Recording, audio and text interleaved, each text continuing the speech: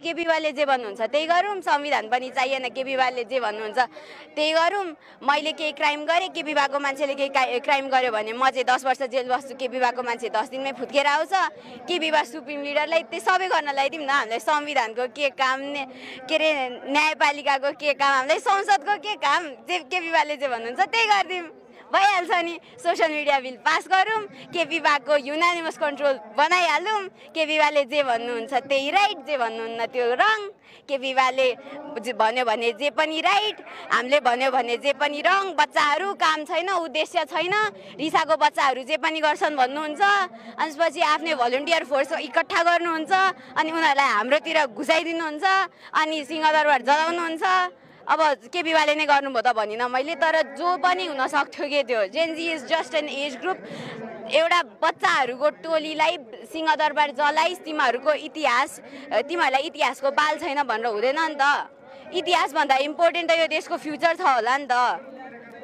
इतिहास त भइरहेको छ, हिजो भएको कुरा पनि इतिहास हो, तर फ्युचर धेरै इम्पोर्टेन्ट हुन्छ नि त। इतिहास जति गौरवशाली भए पनि फ्युचरको कुरा हुन्छ नि त।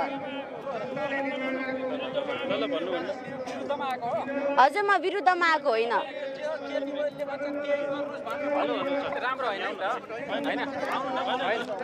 उहाँले आफ्नो विचार त राख्न पायो नि। तिमी विरोध गर्न आएको भने धम्काउन त पाइँदैन होला नि त।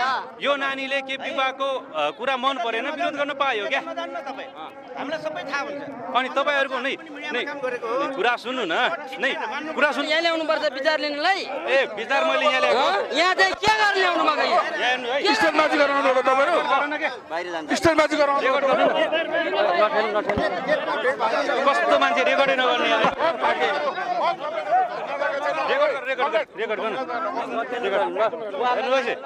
दर्शक पनि यतिखेर देख्न सक्छौँ हामी, यतिखेर देख्छौँ हामीलाई उदला उदल गरेर एउटा 9 क्लासमा पढ्ने सानी बहिनीले होइन आफ्नो विचार राख्दै गर्दा पछाडिबाट एमालेका कार्यकर्ताहरूले हामीले आक्रमण गर्न खोजिराख्नु भएको छ, हेर्न सक्छौँ। रेकर्ड गर्नु न, रेकर्ड गर्नु। पछाडिबाट देख्न सक्छौँ हामी, पछाडिबाट हामीले आक्रमणका लागि आउनुभयो।